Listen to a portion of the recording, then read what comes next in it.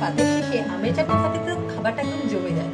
তাই আজকে আমি তোমাদের জন্য নিয়ে এসেছি আম সর্ষের রেসিপি। বড় বড় করে চোকলা সমেত আম কেটে এখানে আছে চিনি, সর্ষে বাটা, লবণ আর পাঁচফোড়ন। আমি এখানে বসিয়ে দিলাম প্রথমে কড়াই গরম।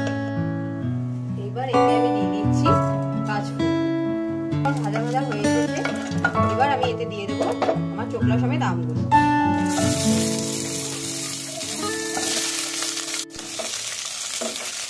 অল্প লবণ আর এতে আমি অ্যাড করবো এবার চিনি। চিনিটা একটু বেশি দিতে হবে যেহেতু চাটনি করছি। দিয়ে এবার একটু নাড়াচাড়া করতে হবে। দেখবো চিনির রঙটা একটু লালচে হয়ে গেছে, তখন আমি বেটে রাখা সর্ষেটা দিয়ে দেবো।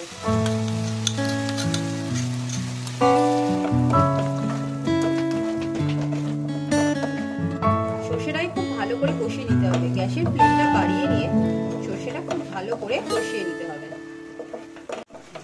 দেখো আমার সর্ষেটা কষে গেছে। এবার আমি এতে জল অ্যাড করব। এইবার আমি এটাকে ঢেকে দেব। এটাকে ভেঙে ভেঙে দিচ্ছি যাতে পুরো চিনির রসটা আমের মধ্যে ঢুকে যায়। দেখো লাইক এরকম ভাবে পুরো আস্তে আস্তে ভেঙে ভেঙে দিচ্ছি, তবে আসলে খেতে আরো সুস্বাদু হবে আমটা, মানে আমের মধ্যেও রসটা আর কি ঢুকবে। রেডি, আমাদের আম সর্ষে হয়ে গেছে। এবার এটা আমি টেস্ট করে দেখছি কেমন হয়েছে। তো যদিও এখন গরম আছে, ঠান্ডা খেতেই ভালো লাগে, তাও একটু খেয়ে দেখি।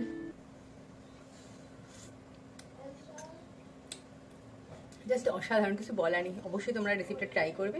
আর আমার চ্যানেল যদি তোমাদের ভালো লাগে তো প্লিজ পাশে থাকা সাবস্ক্রাইব অপশনটা প্রেস করে দেবে। আর নতুন কোনো রান্নার রেসিপি দেখতে চাইলে অবশ্যই আমি কমেন্ট করে জানাবে। আজকের মতো এখানেই, বাই।